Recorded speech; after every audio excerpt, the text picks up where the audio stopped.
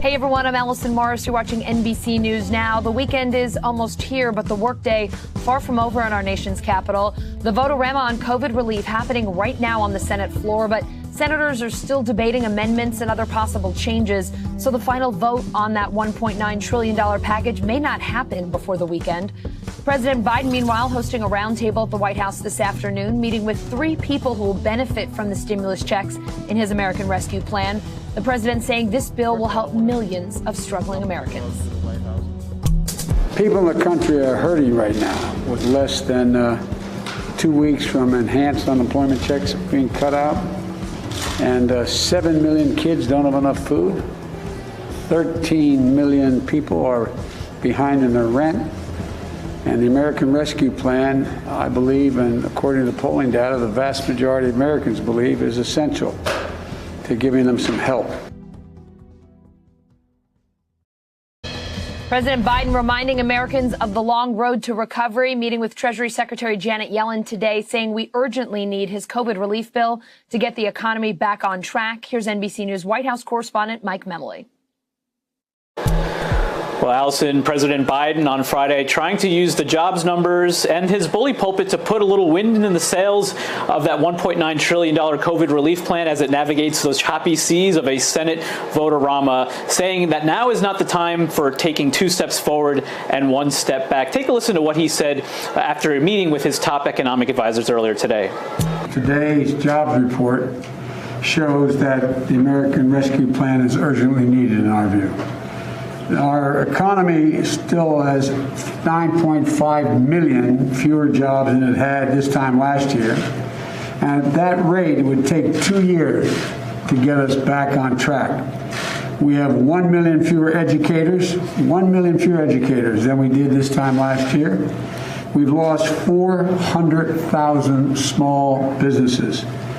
All those empty storefronts aren't just shattered dreams. There are warning lights that are going off in state and local budgets that are being stretched because of the lack of tax revenue. And some of last month's job growth is a result of the December relief package. But without a rescue plan, these gains are going to slow. Allison, the White House is optimistic, even with some of these last-minute headaches in the Senate, that this legislation is going to be passed by the Senate this weekend, and the House could take it up and pass it as soon as Monday, more likely Tuesday. And then the White House is taking something of an interesting approach to all this. Typically, as we saw in 2009 when the President Obama passed his Recovery Act, they quickly moved on to the next big priority, which in their case was passing the Affordable Care Act. This White House, President Biden, thinking that they actually need to spend some time to continue to talk to Americans about what was in this legislation, try to highlight the benefits so that it's fully gives them credit, frankly, for what was in it. They know the importance of the political sales job. So the White House making some interesting announcements along those fronts on Friday. White House Press Secretary Jen Psaki saying that the president on Tuesday will visit a small business that has been benefiting from the Paycheck Protection Program, trying to highlight in a real way the impact that this has had on one business. On Wednesday next week, he's going to travel to Baltimore for a meeting with the CEOs of Johnson & Johnson and Merck. Those 2 companies, just this week, it was announced by the White House, entering into an unusual partnership as rival pharmaceutical companies to actually work together to produce that 1-dose Johnson & Johnson vaccine. Then we'll see on Thursday, that anniversary, March 11th, of when many of the lockdowns began in this country. President Biden expected to deliver primetime remarks talking about the difficult journey this country has been in and the fact that it's not over yet. Even as some states lift their masking mandates, begin to move to a much more open posture, the White House fighting against that to some extent and wanting to make sure the American people really understand what's still difficult in the road ahead. Then we'll expect to see President Biden, and still waiting on details of when he's going to give that joint session address to Congress. Officials telling NBC News just today that speech could move even into April, which would make it one of the latest for a first-year president in our history. On this Friday, Allison, let's also take stock of where things stand as President Biden tries to fill out his cabinet. We did see a number of confirmations this week. Now Biden has had 13 cabinet level or cabinet secretaries approved by the Senate. Not bad clip when you consider how much time they spent on that COVID relief bill. We lost a week, of course, to the impeachment trial last month. But there's still a lot of important positions still that need to be filled. At this point, there are 8 of President Biden's nominees who have cleared the committees and are just waiting for a Senate floor vote. Once this COVID relief bill is passed, the Biden administration going to be pushing the Senate to take quick action on a number of those nominees. Of course, the Housing Secretary, Marcia Fudge, the Health and Human Services Secretary, Javier Becerra. But the one that the White House is most eager to see cleared as quickly as possible is one who has dealt with Senate roadblocks before, and that's, of course, Merrick Garland, President Biden's nominee to serve as Attorney General. Look for some of those votes to come forward next week, Allison. A former Trump State Department worker charged with assaulting police during the Capitol riot, Federico Klein, was seen wearing a Make America Great Again hat while trying to force his way inside the building, assaulting officers with a riot shield, according to court documents. Those documents also say he was still working for the State Department on January 6th with a top-secret security clearance. Klein resigned on January 19th before President Biden took office. State Department spokesman Ned Price saying the department will not comment on pending criminal charges. NBC News Justice correspondent Pete Williams joining me now. Pete, I understand Klein had a hearing earlier today. What came out of that? Well, he's going to be continued to be detained until a hearing next Tuesday on whether he should be held pending trial. You're right about his background. He worked for the Trump campaign. He was then appointed to a low-level political job at the State Department. He's accused of repeatedly battling with the Capitol Police in Washington during the riot. He had resigned on the 19th. So, as you say, he was a federal employee on the day of the siege. And the charges say he assaulted the police with a plastic shield. The FBI found out about him because 2 people who knew him contacted the FBI after seeing his picture. But during the hearing today, he asked the judge by phone from his D.C. jail cell if there was someplace else he could be detained where he didn't have cockroaches crawling everywhere, and a public defender said he'd be in a different cell tonight. Pete, another issue I want to ask you about, Congressman Eric Swalwell suing former President Trump over the Capitol riot. He is also naming Donald Trump Jr., Rudy Giuliani, and Congressman Mo Brooks in this suit. What is Swalwell's particular argument here, and does he have a real case? Well, he takes basically the House impeachment article over the Capitol riot and turns it into a federal civil lawsuit. It says that the siege was a direct and foreseeable consequence of months of claims by Mr. Trump and others that the election was stolen. As you say, it's also filed against Trump Jr., Rudy Giuliani, and Congressman Mo Brooks, all of whom spoke at that rally before the riot. And the lawsuit says they whipped up the crowd for violence. So this is like a similar lawsuit that was filed last month by Congressman Benny Thompson of Mississippi and the NAACP. Like that one, it invokes a federal civil rights law that allows lawsuits against government officials for claims that they conspired to violate civil rights. So that's the essence of these 2 lawsuits that he now faces. All right, Pete Williams, thank you so much and have a terrific weekend. You too.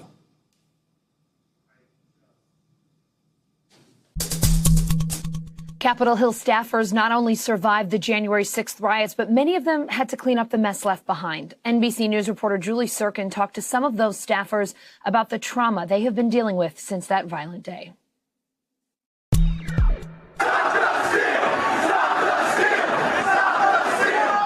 Rioters tore through the Capitol on January 6th, leaving physical and emotional wounds under the 200-year-old dome. Evacuated lawmakers eventually returned to certify the election. However, it was Capitol workers, many of them black and brown, who picked up the pieces of a fractured democracy. The white supremacists and insurrectionists that entered our workplace, our safe haven that day, they had nooses. They had Confederate flags. While we were disturbed, I cannot sit here and tell you we were surprised. As a Black Hill staffer, I was not able to blend in. I was not able to hide the way that some of my other colleagues would have. The Congress elected in November is the most racially inclusive in history, but staffers are still overwhelmingly white. But we need to be in positions of power because staffers of color, Black staffers specifically, also have the power to advocate for the needs of Black and Brown communities. Sarah Guerrero escorted her boss, Texas Congresswoman Sylvia Garcia, off the House floor during the riots. Sarah remembers linking arms with the Congresswoman and praying for their safety.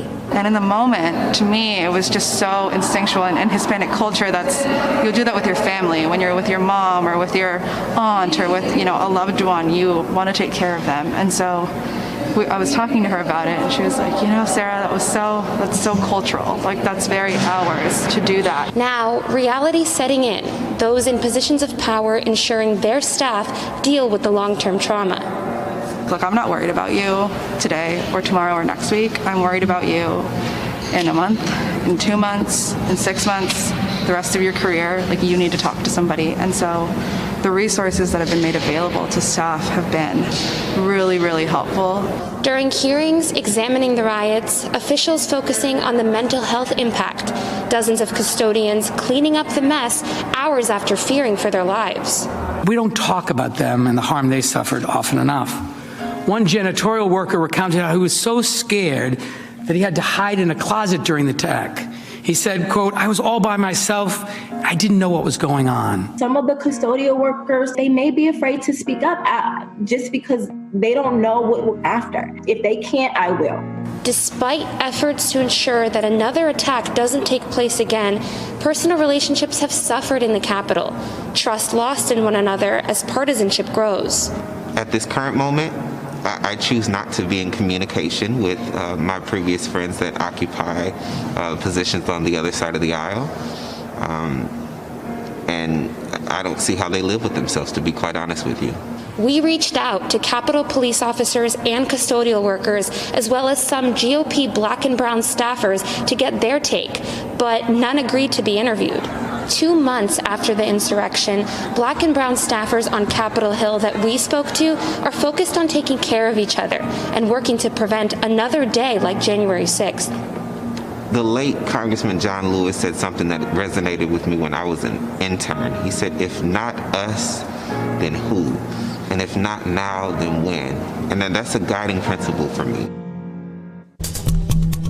Let's go to NBC News Now correspondent Simone Boyce. She's got the latest headlines for us from NBCnews.com. Hey, Simone. Hey, Allison, let's start with some good news, a good sign potentially for our economic recovery. The latest jobs report showing that the U.S. added 379,000 jobs in February, nearly double economists' estimates. The unemployment rate also slightly down to 6.2%. However, 1 in 10 Americans say they'll never financially recover from the COVID crisis. And that's according to a new report by the Pew Research Center. The report also found that despite recent job gains, about half of working adults think the pandemic will make it harder for them to reach long-term financial goals. And Senate Democrats agreeing to lower the federal unemployment benefits in the COVID relief bill to $300 a week. That's $100 less than the $400 passed by the House. The new number came after progressive and moderate Democrats reached an agreement, according to one Democratic aide. Well, Prince Philip has moved to a private hospital in London after a successful heart procedure, and that's according to Buckingham Palace. The prince, who will turn 100 in June, is expected to stay in the hospital for a number of days. And the NFL welcoming its first black female official. Maia Chaka is the first black woman to be named an NFL official. Chaka, a physical education and health teacher, has been training with the NFL since 2014 and also worked on the sidelines of XFL and college games. Love sending us all out on a high note, Allison. I will send it back your way. So here for it, Simone. Just another reason to get psyched about next football season. Thank you so much.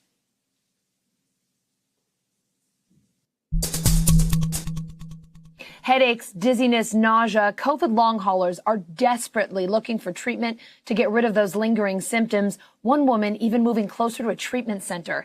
NBC News medical contributor Dr. Vin Gupta has the story. Catherine Hansen has been battling post-COVID symptoms for nearly a year. I was getting not just a racing heart, but I was getting like stabs and pinches in my chest. And then I was getting like hypertension headaches and dizziness and nauseous. Unable to find treatment options in her local community, the former Pilates instructor made a drastic decision. She moved. In September, Catherine relocated to a new house, nearly 3 hours closer to the University of Washington's post-COVID center.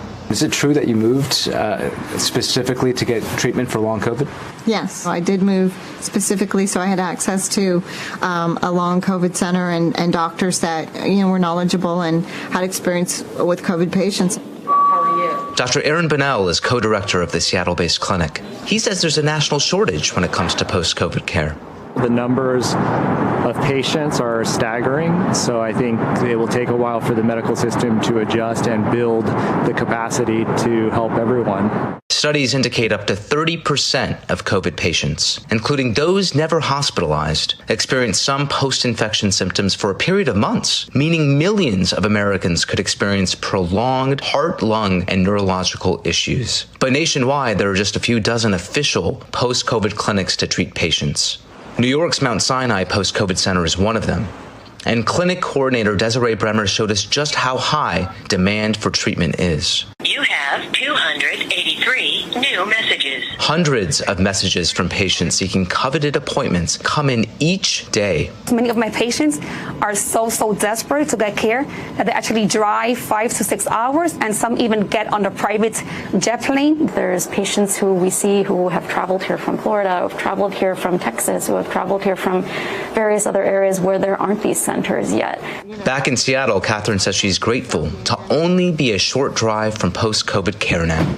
I just wasn't getting better, and I wasn't getting any answers.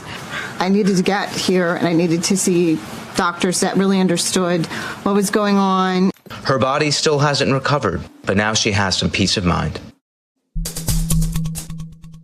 We still don't know enough about pregnant women and the COVID vaccine, and now Senators Elizabeth Warren and Patty Murray are demanding answers. NBC News senior Washington correspondent Hallie Jackson sat down with the two lawmakers to learn more. Hey there, Allison. So as part of our special Life After Lockdown series, I sat down for a pair of exclusive interviews with Senator Elizabeth Warren and Senator Patty Murray, one virtual, one in person. Both are now putting federal agencies on notice that they should do more, and they should do it now. You sent a letter last March, a year ago, trying to make sure that pregnant women were included in some of this research. Why? Because pregnant women, nursing mothers, are so often left out of the medical studies. And the people we need to protect the most are our mamas and our babies. Well, first I'm just going to listen. And we can't do that if we don't collect good data on it. There are ethical reasons in some instances why pregnant women are not included in clinical trials. So it's a real problem. Asking a pregnant woman to take an untested drug is obviously something many people will not want to do. And I understand that. On the other hand, if we're not testing, none of the moms can know what's safe and what's not safe. The answer cannot be, we'll just pretend there are no pregnant people out there. We'll just pretend there are no nursing people out there. That's not reality. Senator Patty Murray compares it to playing catch up. We have been behind since day one. And instead of being 20 steps behind like regular people and everybody else, pregnant women are actually 100 steps behind. Trying to ask all these questions. And that's why it's so important we get this research done. Do you feel like the drug companies, do you feel like the government entities who are working on this are listening to that message?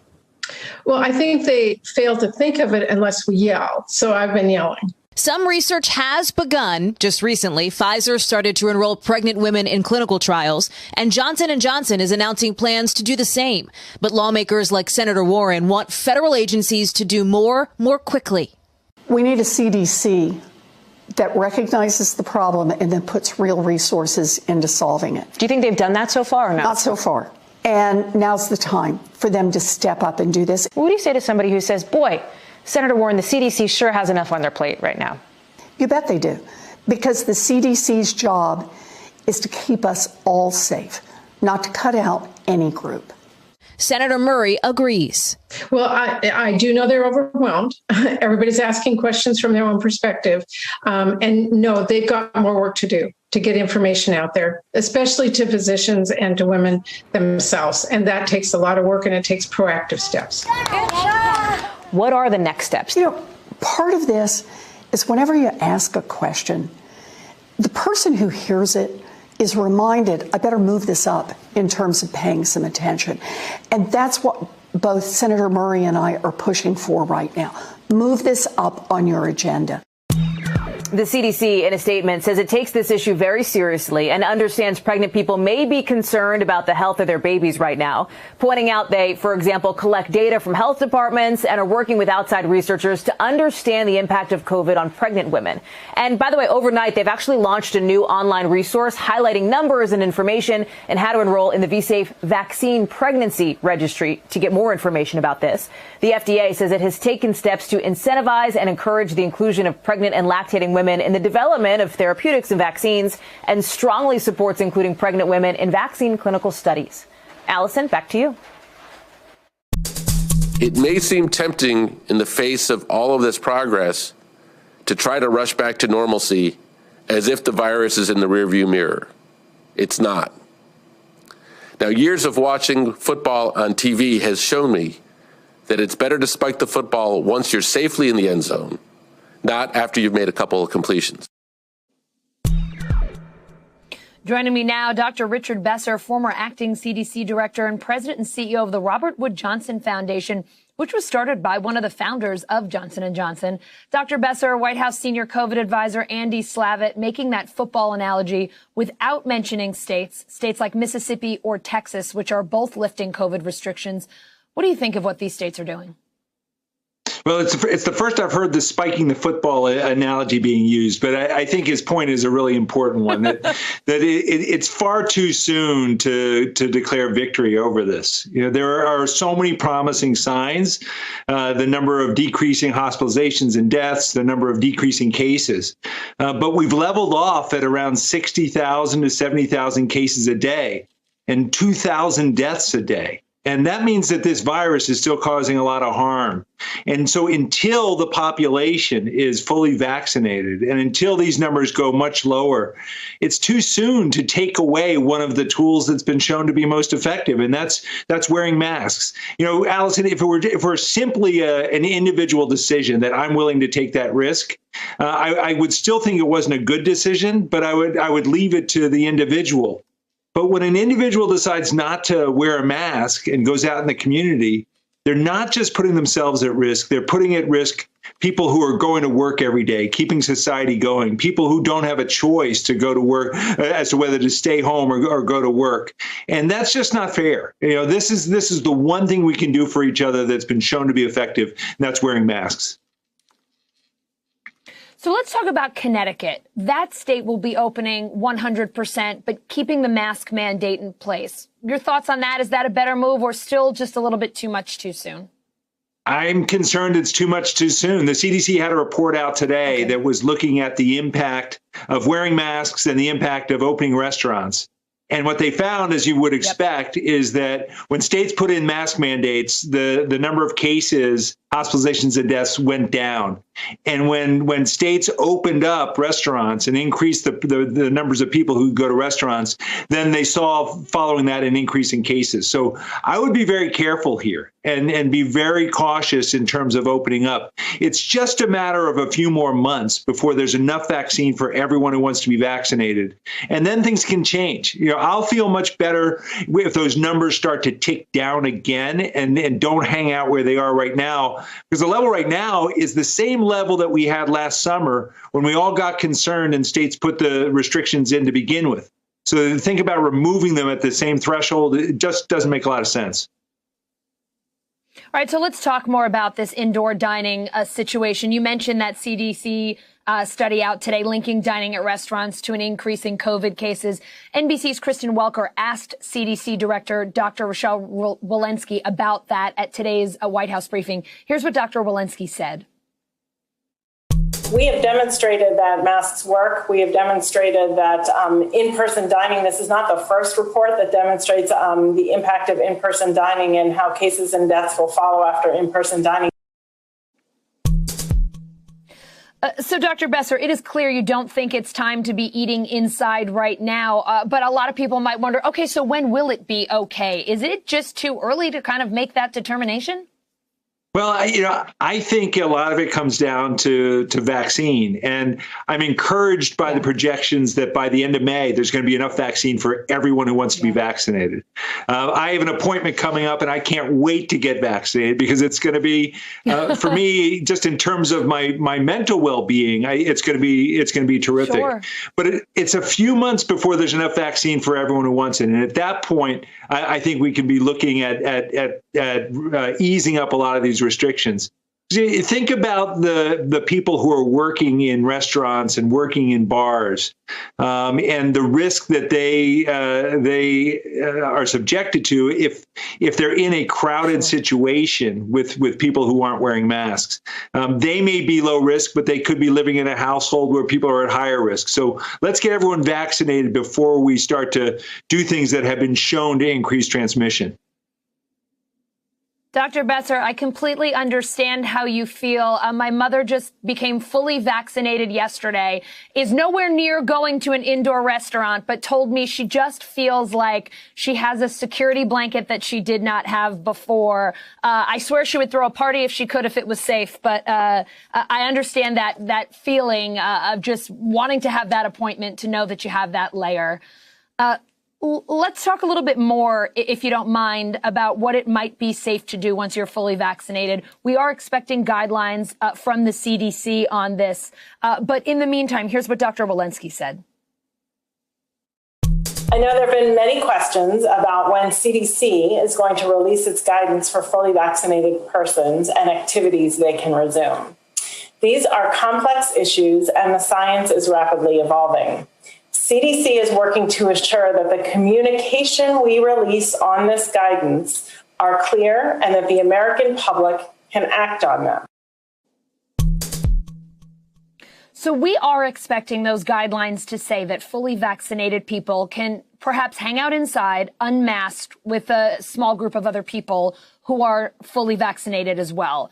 Would you be okay with something like that? And how else might you say that life could change, maybe even in increments, for someone once they're fully vaccinated?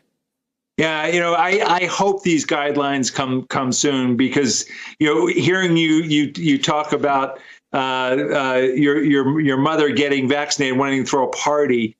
CDC doesn't want people to throw parties, but we have to be able to share with people what they can do, because you want to encourage people to get vaccinated. So I think, small indoor gatherings with people who've been fully vaccinated, not wearing masks, I think that's going to be a recommendation. I would love to see a recommendation around grandparents and how they could interact with their grandchildren if they're fully vaccinated, or the ability for people who are fully vaccinated to visit people in long-term care facilities, maybe an easing on some of the travel restrictions for people who've been fully vaccinated. But CDC is being cautious. They want to review the data. Sometimes one of the challenges is wanting to get things perfect and having perfect science, but people needing guidance in the short term to figure out what to do. So hopefully those guidelines will be coming soon.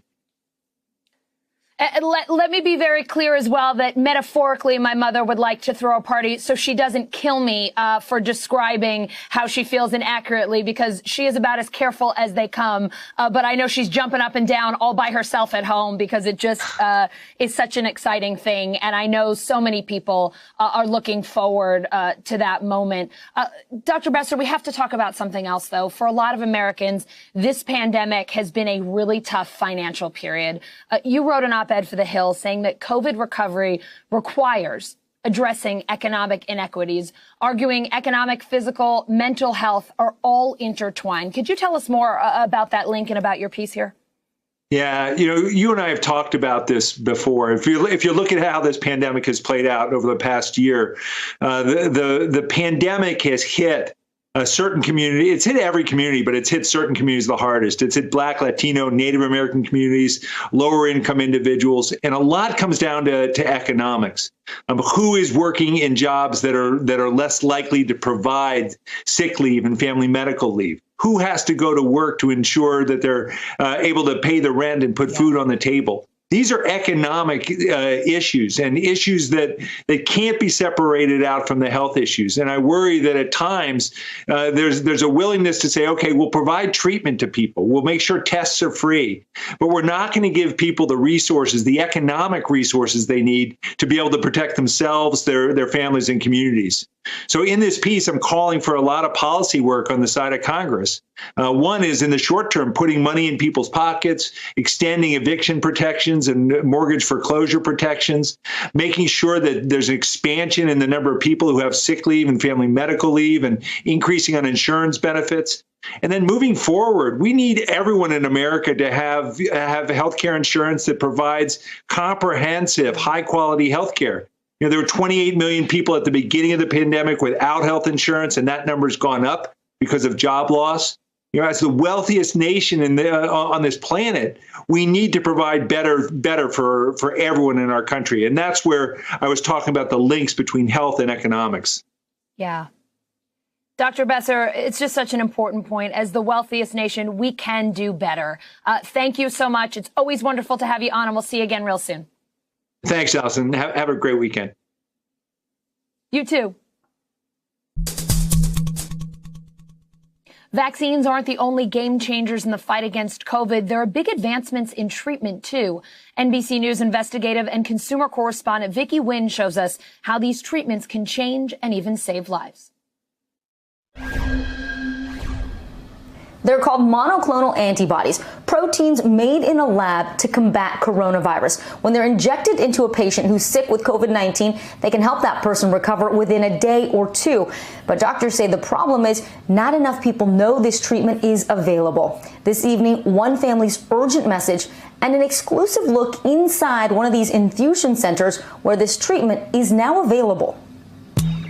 The President of the United States is in the hospital. The nation and the world reacting to that breaking news. The country was riveted. President Trump airlifted to Walter Reed Hospital after being diagnosed with COVID-19. 3 days later, out of the hospital and touting his treatment, he received monoclonal antibodies. They gave me Regeneron, and it was like unbelievable. Regeneron and Lilly, two companies now granted the FDA's emergency use authorization for their monoclonal antibody treatments. But the Goldhair family in Arizona says more people need to know it exists. I know it saved me, and it saved my son. Maureen and her son Keith say it was that treatment that helped them recover from COVID-19. But they say it was hard to find. In their opinion, valuable time wasted that may have cost Maureen's husband, Cy, his life. If the doctor had had the knowledge that this infusion was available, it might have stopped the progression of the COVID, which eventually took him. Now, HHS is working with hospitals and clinics to set up infusion centers nationwide, even launching this locator website to help people find treatment. I'm here inside an infusion center in Teaneck, New Jersey. This is where COVID-19 patients receive the monoclonal antibody treatment. We're getting a rare look inside before it opens. With me now is Dr. Thomas Birch. He's the medical director here at Holy Name Medical Center. Dr. Birch, what happens when a patient with COVID-19 comes here? A patient who is pre-registered comes here, takes a seat, and if everything is in order, then we start an IV and give an infusion of the antibodies. Antibodies are mixed with saline. The infusion takes about an hour, then the patient stays for another hour under observation before going home. What have you yourself seen from treating patients with this? There was one man who was literally bedbound, and after 48 hours, he got up, brushed his teeth, started lifting weights, and said, "I feel recovered," and he was 91 years old. Dr. Birch says patients should try to get the infusion within 2 to 5 days after developing symptoms. You're eligible for the treatment if you have mild to moderate COVID-19 and test positive and you're 65 or older. Patients 12 and up can also get the monoclonal antibodies if they're in a high-risk group, including those who are obese, chronically ill, or immune compromised. 4 months ago, you had to be President of the United States to get this therapy outside of a research trial. Now it's available to anyone. But new data suggests the antibodies from Lilly are not as effective as Regeneron's against the new variants from South Africa and Brazil. Dr. David Ho is a Columbia University professor and virologist. We're going to have to begin to think about identifying which type of virus is infecting a particular person before making a choice on the antibodies. Should people be discouraged from getting one of these monoclonal antibody treatments because they're not as effective against the variant? No, I think treatment ought to be given. The monoclonals are the best we have at the moment. Both Regeneron and Lilly say they're developing new antibodies for these emerging variants. My last memory of him is when they put him in the ambulance. And he said to me, "You're not coming with me?" Maureen and her family hope sharing Sai's story will save lives. Right up till the end, he was, "Please tell people there is something out there and it works. The pain that it has brought my family, I don't want anybody else to go through." And our thanks to the Goldhair family for sharing their story. As for the cost of these treatments, Dr. Birch says the medicine is paid for by the government. There may be a small administration fee that's charged to insurance, but he says there should be no out-of-pocket cost to the patient. And we should mention the FDA says the side effects include fever, chills, maybe an injection site reaction, which is why it's so important for patients to be monitored for an hour after receiving the infusion. Back to you. NBC News national political reporter Sahil Kapoor joining us now with the latest on the COVID relief bill in the Senate. Sahil, I see people moving about. I understand the Senate ground to a halt for several hours because of the change to the weekly unemployment benefit. What else are you hearing about more changes before the final vote, and what is going on there right now? There is quite a bit of drama here on Capitol Hill, Allison. The Senate grinding to a halt, yes, for at least 5 hours, as Democrats try to keep all 50 of their members on board for the deal that was delicately negotiated between progressives and moderates over unemployment benefits. Specifically, what it does is it reduces the House version of unemployment benefits, which is $400 a week, to $300 a week, and it extends them for 1 month. So instead of expiring in August, they expire in September. It also makes about $10,000 of them tax-free. What Democrats are worried about right now is one or more of their members voting for a Republican amendment that would narrow those benefits further and potentially blow up this deal. That is what Democrats have been privately discussing as the Senate kind of remains in limbo at this moment. Not really clear when they're going to vote on the Second Amendment in this entire long process. Yeah, it is sounding like it is shaping up to be a long night, if not a long weekend. Sahil, Senator Bernie Sanders' amendment to raise the minimum wage failed in the Senate, and now he is backing ending the filibuster. Here's what he told Andrea Mitchell on MSNBC. It is my position, absolutely, that democracy has got to prevail in the United States Senate. We continue to have a minority who are obstructing what the American people want. So count me in as somebody who believes that majorities should rule in the Senate so that we can begin doing the business of the American people. Sahil, what kind of momentum does this have with other Senate Democrats? Well, the idea of eliminating the filibuster faces two very public opponents in the Senate at this moment, and they are the reason that Democrats don't have the votes at this point. That's Joe Manchin of West Virginia, Kyrsten Sinema of Arizona. It's not entirely clear that the other 48 are on board, but Democrats are optimistic that if they do call a vote to abolish the filibuster, that those 48 will likely be on board. Unless you can move those two, there's really no way forward here. What Senator Sanders' problem is, apart from the filibuster, is that he doesn't have 50 votes for raising the minimum wage to $15 an hour. We saw today that he lost 8 Democrats in the Senate caucus on that vote, which means that Sanders is still short of the votes, even if he does abolish the filibuster. What I do know from my reporting is that all 50 of the Democrats support some increase in the minimum wage. So it will go up from the current floor of $7.25 an hour, which last passed in 2007, hasn't really gone up since 2009 when that automatic thing took effect 2 years after that. So it's quite a tricky road from here for Democrats as to where to go on getting any minimum wage hike at all. Sahil, Senator Ron Johnson still defending his move to force Senate clerks to read the entire COVID bill last night. Here he is on Fox News.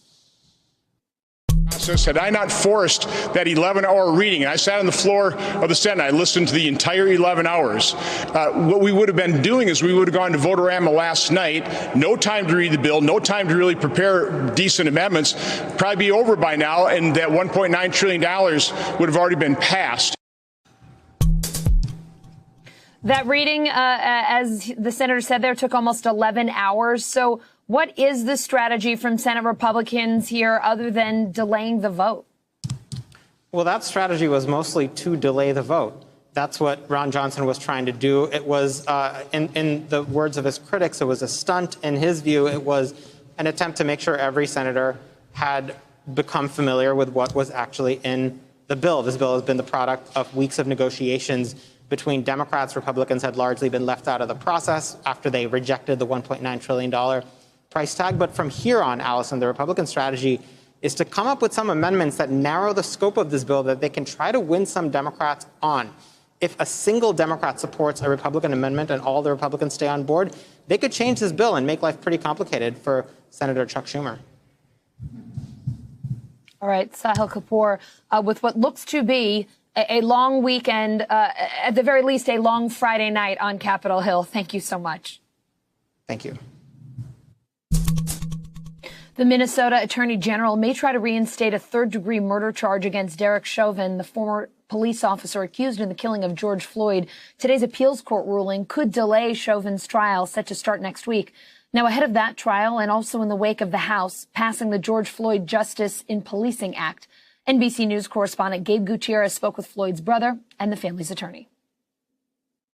With tensions high in downtown Minneapolis ahead of next week's jury selection for the murder trial of former officer Derek Chauvin, who knelt on George Floyd's neck, the U.S. House passed a police reform bill in Floyd's name. What it signifies is we have people that understand that what happened on that day was wrong. He didn't deserve that. His life was valuable just like anybody else. People don't deserve to die. People are innocent until proven guilty. You shouldn't be the judge and the executioner all at once. Thank you for the invitation here today to talk about my big brother, George. This is obviously very personal for you. I know you testified in front of Congress last summer, but are these reforms enough? I'm looking forward to the positive direction because Dr. King said everybody, all boys and girls, all men and women would join hands together. And we did that. All the things that we're looking at, some of it's coming true to life right now. Louisville, Kentucky banned no-knock warrants following Breonna Taylor's death. After Elijah McClain died, Colorado got rid of qualified immunity, a policy that made it harder to sue police officers. Banning both at the federal level is now part of the reform bill, along with banning chokeholds and creating nationwide databases of police misconduct. In your view, what's the most significant reform that's a part of this bill? Well, without a doubt, the two most significant forms are the National Registry, the fact that we will track police misconduct and we will track the number of police killings. It's asinine that in 2021, we don't have a federal database that tracks police officers in America killing people. We leave it up to the individual cities and states. So how can you get an accurate number? And then, without a doubt, the most challenging, but the most important part of the George Floyd Justice and Policing Act is qualified immunity being reformed. And I love how Congresswoman Sheila Jackson Lee and others say, we're not saying that the police won't get their day in court, but what we are saying is black people will get their day in court. The House passed a similar bill last year, but it failed in the Republican-controlled Senate. Many Republicans now favor more limited reforms and argue this bill goes too far. Taking away qualified immunity will lead to police officers not taking the decisive actions and rendering impossible to do their job. What do you say to the people who call this bill anti-police? This bill is one of the most democratic things we could ever do in America. It's not anti-police. It is really about pro-life, people who believe that life is precious and it should not be taken unjustifiably. We give police great power in our society. but with great power comes great responsibility. But for Philonis Floyd, it's a step in the right direction, even as he dreads rewatching the video of his brother's death in court. Who wants to see their brother crying? And the officer still sat there on his neck like it was okay. It's never okay to hurt somebody like that. We shouldn't have to go to court for anything like this. We shouldn't have to. What do you think your brother would say? The fact that this passed, what do you think your brother would say? He'll be optimistic about everything that's going on, but one thing I know he would say, because he used to always tell me, he said, one day my name is going to be all around the world. And he used to make that statement a lot, but for it to be for this, the officer had his knee on his neck and he had a smirk on his face. What do you think?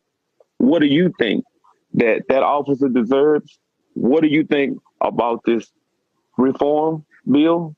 What do you think?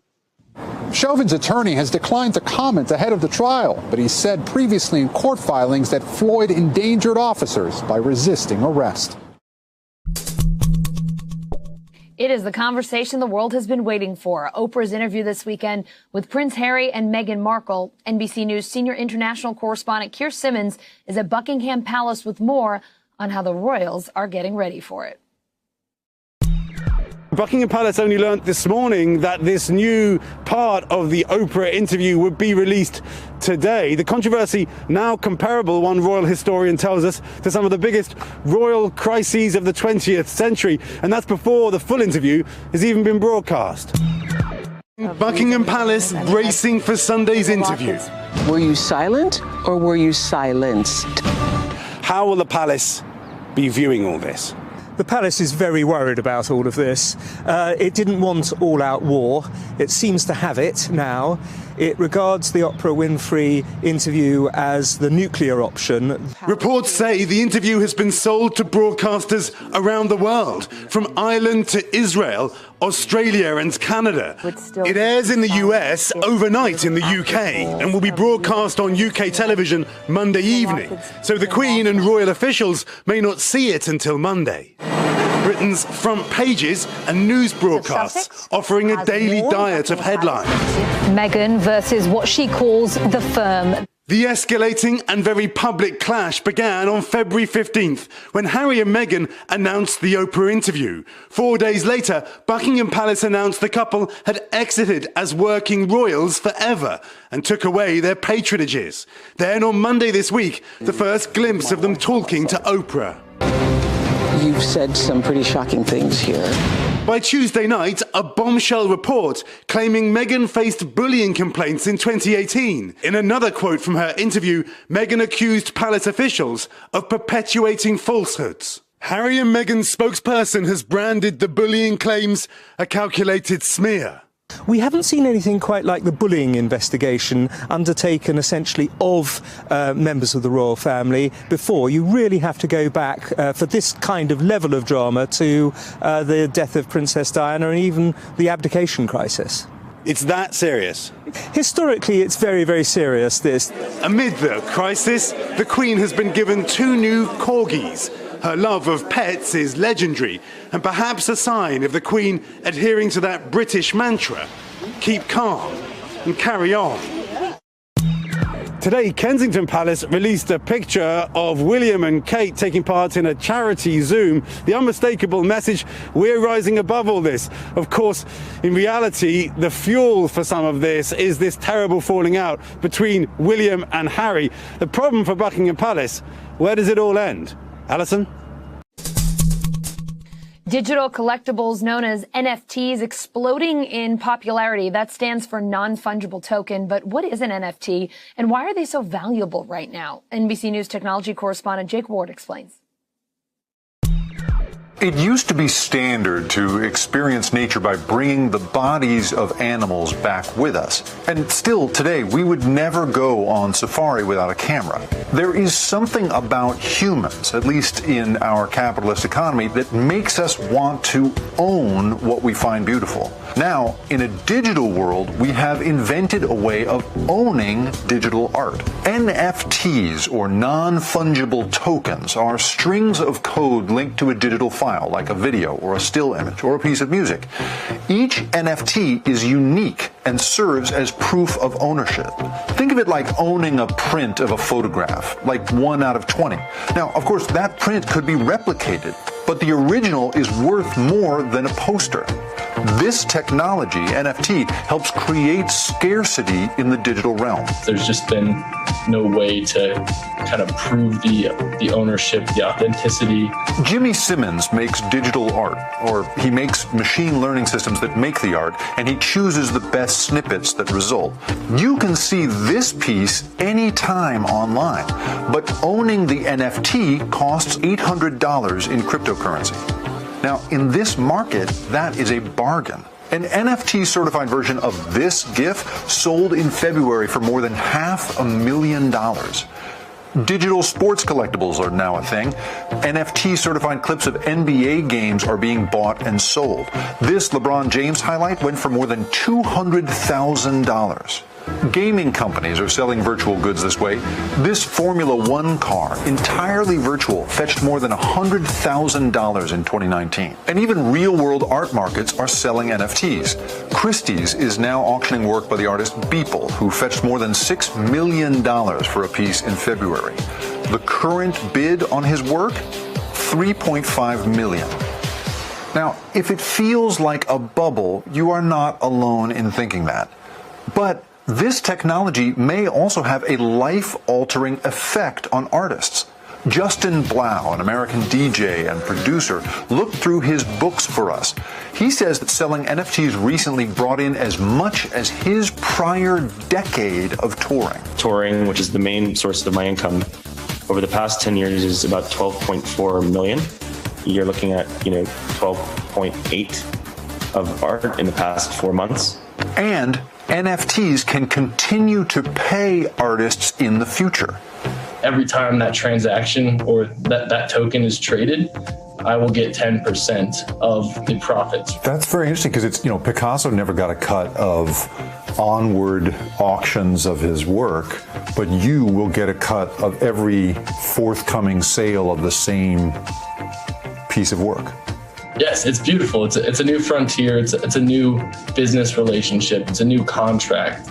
So is this a fad? Is it a scam? Or does it reset the value of art in a digital world? It's not that the art isn't valuable.